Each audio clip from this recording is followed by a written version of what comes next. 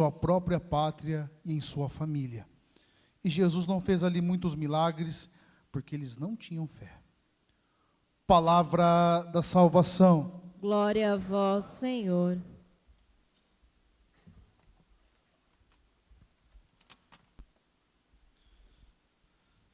Ei, povo de Deus, mais uma missa das primícias, hein?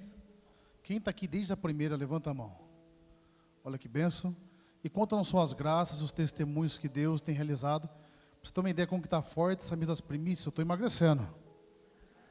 Ó, o Rafa é testemunha lá. Amassamos hoje ou não? Pode falar firme. E brincadeira à parte, hoje celebramos um grande santo da igreja, Santo Afonso Maria de Ligório. E é muito providencial que celebrássemos ele e que fosse justamente hoje. Perceba que na primeira leitura começa em Levítico falar como é que Deus quer ser celebrado. Sabe de uma coisa? Deus, ele quer ser celebrado, mas do jeito dele e não do jeito que muitas vezes nós achamos que ele quer ser celebrado. Lembra que o padre tenho falado bastante com vocês nas homilias dominicais de semana. Deus não quer o seu sentimento. Ele quer o seu coração. Ele quer a sua atitude. Em nenhum momento da Bíblia você vai perceber Deus preocupado com os sentimentos que as pessoas tinham, mas sim com a adesão que tinha a Ele, que supera todo o sentimento. Sabe por que é importante essa missa das primícias e por que ela acontece meia-noite? Meia-noite é um horário que você está dormindo normalmente, ou se você não está dormindo, no caso você não trabalha de noite, você está protelando o seu sono, e com certeza você não está vendo alguma coisa que edifica. E muitas pessoas hoje estariam em casa, ou com insônia, enfim, alguma coisa estaria acontecendo. O fato de você vir para cá num horário como esse, ela demonstra uma atitude sua, de que há algo que você poderia fazer, e que humanamente poderia até ser melhor, dormir, hoje quinta-feira você poderia estar fazendo qualquer outra coisa, mas você escolheu estar aqui com o Senhor, você escolheu vir para Ele. Isso cria em seu coração, humanamente falando, e chama a atenção de Deus, porque é uma atitude que ela não é comum, não é habitual, é um ato de fé. Então, não despreze esse ato de fé. Deus, ele quer ser celebrado, mas o jeito no qual ele quer ser celebrado é o seu coração que tem que ser derramado. Perceba que há vários dias para a celebração, o 14º para a Páscoa, assim por diante, sacrifício pelo fogo. Fala no versículo 10 da consagração das primícias, que é o que estamos fazendo aqui hoje. E é Deus cultivando em nosso coração esse intento de santificar a hora, santificar o dia, para vivermos na presença dEle. E entender como Ele quer ser celebrado e quem Ele é, possibilita que não caiamos no erro que o povo do Evangelho caiu. Pode pensar que desvario esse povo teve? Jesus vivendo no meio dele, gente. O homem realizando curas, milagres. Você imagina, se quem teve a oportunidade de estar perto de uma pessoa muito santa, é algo que edifica a gente, não é verdade? Até constrange. Agora, você imagina o que seria, o que era estar perto do próprio Senhor? Imagina, aquele homem que passou por aqui, que o Papa Bento, de maneira perfeita, disse em 2007, quando esteve no Brasil, ele é o rosto humano de Deus e o rosto divino do homem. Ele habitou aqui. E por conta de conhecimento humano, de crenças, eles não conseguiram aceitar Jesus. Ele não é o filho do carpinteiro, de Maria, os parentes dele não andam aqui perto da gente, até onde estava aqui brincando com a gente, vivia conosco, a gente da gente. Como é que ele que sai daqui pode trazer algo melhor? E aí entra o ponto no qual eu queria falar com você, que é a importância de entender a diferença entre crença e fé. Fala para quem está do seu lado, isso é importante. É para acordar quem está dormindo. Você que dormiu, é você mesmo que eu estava olhando. Vou fazer que nem o Padre Maio, dá uns gritos aqui. A diferença entre fé e crença. Fé, gente, vocês sabem o que é, né? É uma virtude teologal e, portanto, o que significa isso? Foi Deus quem colocou em você e, portanto, não é esforço humano, apenas a acolhida da graça, certo? Porque a fé é um dom. É por isso que quando você vê alguém que não tem fé, você não tem que ter raiva dela, tem que ter compaixão. Olha, coitado, não tem fé. Não recebeu esse dom, não recebeu a graça de crer, por isso que vive no escuro. Porque Deus não se manifestou para ele. E a coisa que se chama crença. A crença é humana. O que é crença aqui no Evangelho? Ah, ele é o filho do carpinteiro, de Nossa Senhora. O que está dizendo por trás? Nós não somos bons o suficiente para algo bom sair da gente. E essa crença, sabe o que ela faz? Ela te limita, ela justifica você ficar no mesmo lugar que você está. É confortável. É fácil dizer que na minha vida não acontece nada, só acontece dos outros, porque eu sou melhores.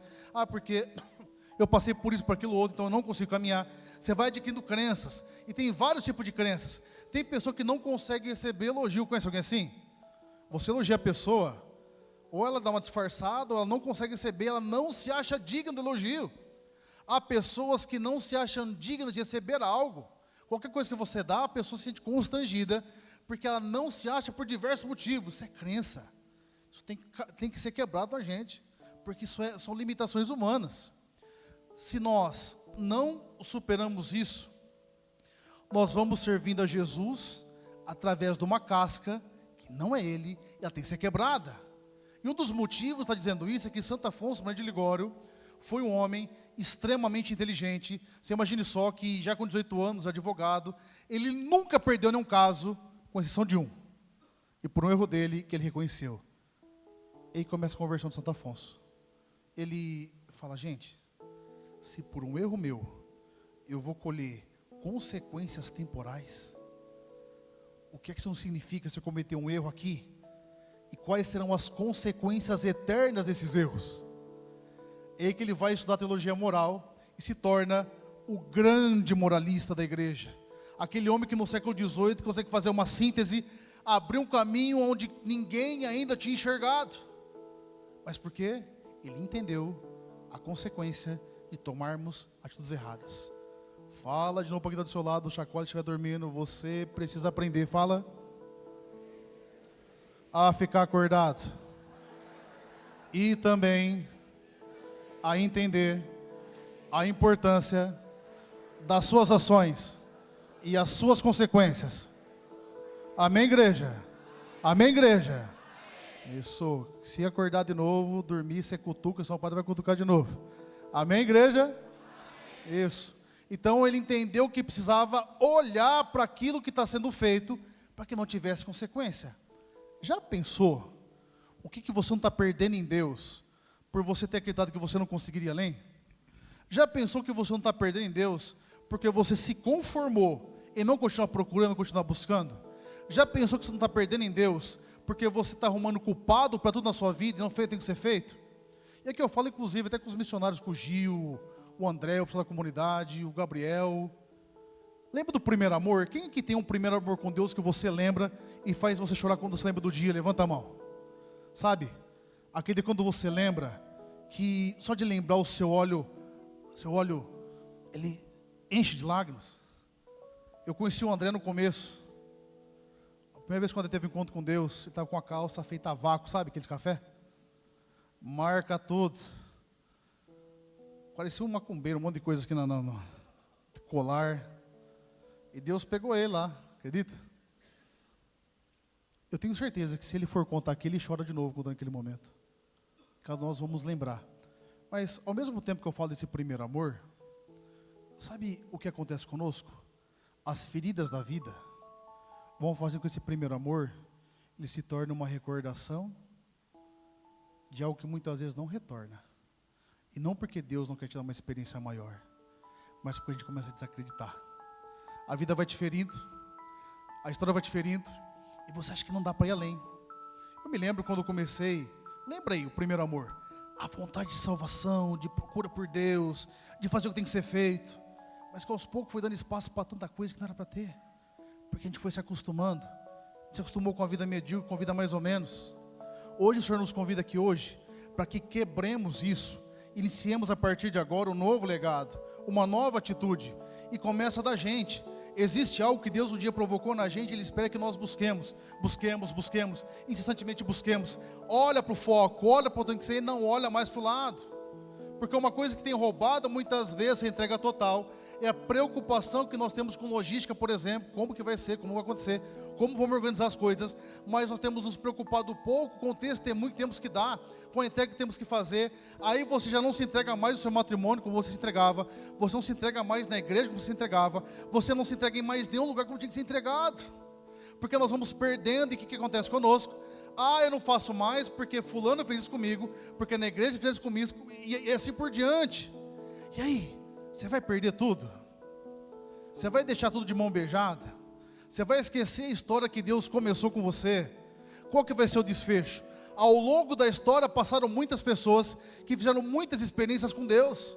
Santo Afonso é uma delas, mas ele foi um homem, que ele foi sofrido, ele foi humilhado, ele foi bispo porque ele foi obrigado a ser, ele não queria.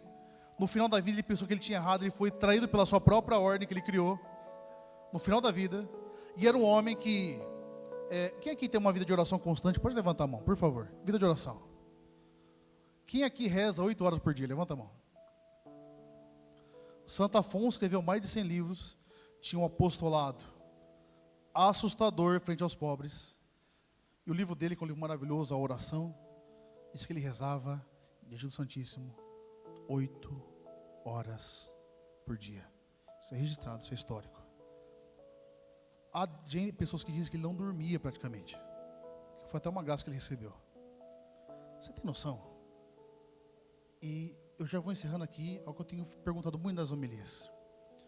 O que será que Santo Afonso viu, que eu e você ainda não vimos?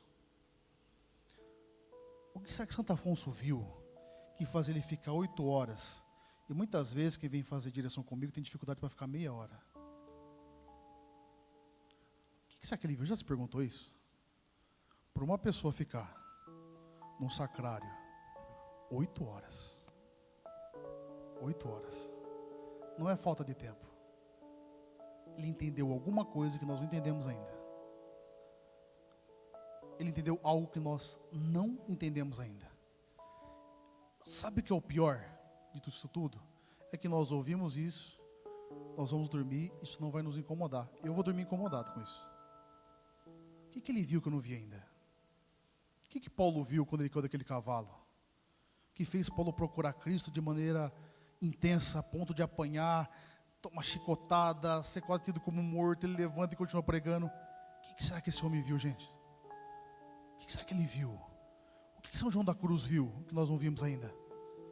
São João da Cruz, ele pediu 3 coisas para Deus: força para sofrer, trabalhar muito, não morrer superior de uma ordem e morrer jogado. Quem aqui já acompanhou alguém que estava no seu último momento de vida? Levanta a mão. Você lembra a sensação da pessoa? A carência que a pessoa sente? O desespero, não é assim que acontece? O altos e baixos que vai acontecendo, as oscilações de humor, que é próprio de quem está perto da morte. São João da Cruz, quando estava perto da morte, ele escolheu ficar jogado. Não porque ele era masoquista, mas ele descobriu um amor tão profundo. Ele era tão amado, que não precisava ninguém mais olhar para ele. O que será que ele viu que nós ainda não vimos? É por isso que nós temos falado muito da presença de Deus. A presença... Se você teve um dia na presença de Deus, não que algum dia Deus se aparte de você, mas se um dia você teve na presença dEle, nunca mais você é a mesma pessoa. Você pode perguntar aos missionários, ao pessoal que a gente passa por muita igreja, e a gente encontra às vezes pessoas que já foram da caminhada, hoje não são mais.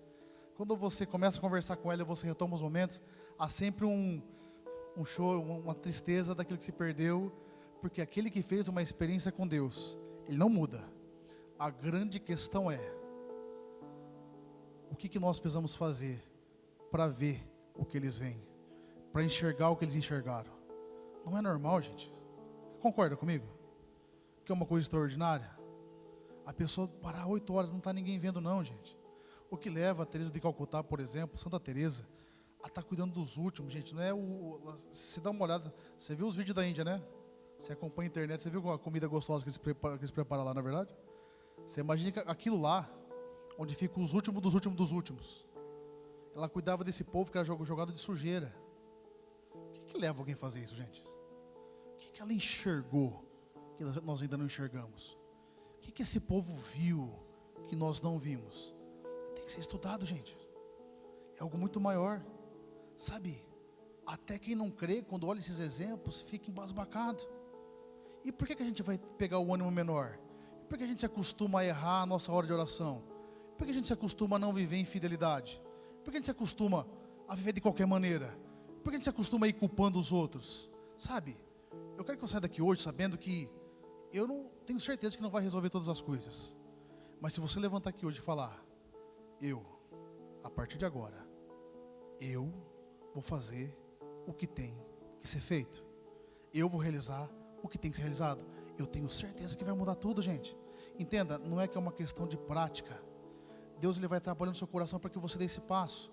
E talvez no seu coração você fale, não, mas eu tenho feito, mas segue.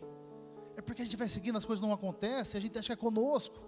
Aí você começa a achar culpado, você começa a diminuir, se menosprezar, porque eu sou ruim. Às vezes você é ruim mesmo, se você é ruim, melhora. Às vezes você está caminhando errado, muda a caminhada, mas não para. Porque aquele que para, ele perde a oportunidade de experimentar Deus de fato. Gente, a gente vê às vezes nas escrituras, teve um povo que cultivou toda uma era, uma vida, para que outros desfrutassem.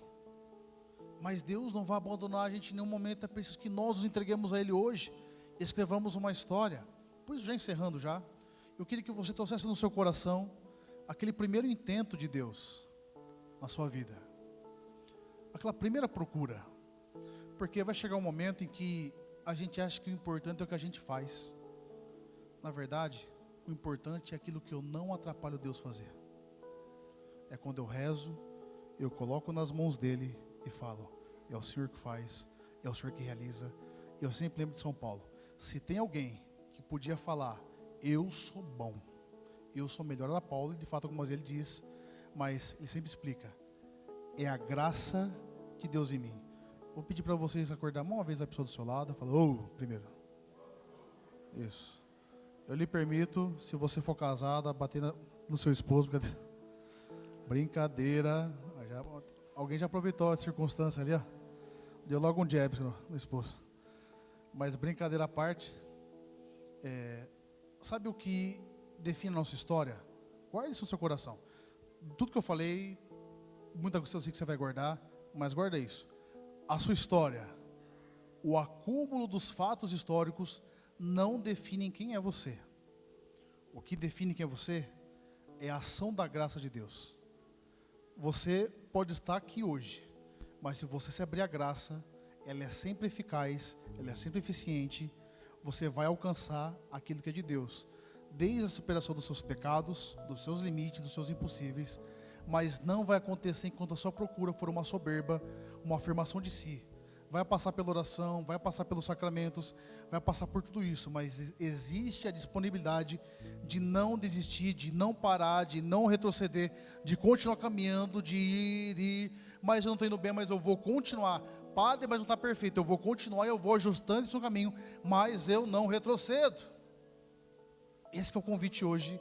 Eu queria que no seu coração você conseguisse aceitar isso hoje e dizer sim a Deus. Mas o que vão dizer, o que vai acontecer, o que não vai, não importa. Você vai perder a chance de construir uma história com Deus? Não vai. Não perca não. Você fecha os seus olhos, baixa sua cabeça. Peça ao Senhor essa graça nesse momento, de que essa graça que atua, ela possa te movimentar nesse momento. E peça para o Senhor a graça. Pensa aí no seu som de devoção. O que será que Ele viu que eu não vi? Fala para o Senhor, mostra para mim. Mas seja preparado, talvez o que Deus vai te mostrar, eu tenho certeza que é muito melhor do que você tem vivido. Mas vai contestar muitas coisas. Ele vai te olhar com muito amor, vai te tomar pela mão, mas vai te fazer a fazer aquilo que tem que ser feito. Olha para Deus. Ele não criou filhos de pequena categoria, de maior ou melhor, mas criou filhos amados. Você entrega seu coração, entrega a sua vida, entrega a sua história, consagre. Entenda uma coisa, eu sei que nós temos dificuldade de falar sobre isso, mas mesmo materialmente, consagre para Deus. Talvez Deus não tenha te abençoado por causa da sua avareza, porque você não ajuda ninguém, Não abre a mão para ninguém, não ajuda um pobre, ajuda um necessitado. Muito menos na igreja. Não faz uma caridade. Consacra para Deus, se propõe esse mês aqui ser uma pessoa melhor, mais caridosa. A usar seu recurso com sabedoria, lembrando os pobres, os necessitados. Vai tirando os bloqueios, vai tirando as crenças. Essa crença que você se apoiou de ser inferior, que você vai pôr no dedo nessa ferida aí, e vai falando e não acontece nada. Não, porque não, para, levanta. Essa falta de perdão que você traz consigo. Não perdoa ninguém, fica carregando esse monte de rancor. Aí fica brigando com o povo na cabeça todo momento. Libera isso, se liberta disso. Esse vício que você está escondendo dos outros, isso nas drogas, que está corroendo a sua história, larga isso aí. Procura ajuda. Mas sai dessa missa diferente hoje. Vive um mês de agosto diferente. Inicia esse mês aplicando fé em tudo que você for fazer, no seu trabalho, nas suas circunstâncias, na sua família, nas coisas todas.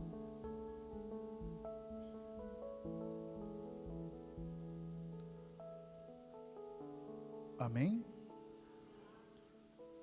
Façamos o nosso ofertório.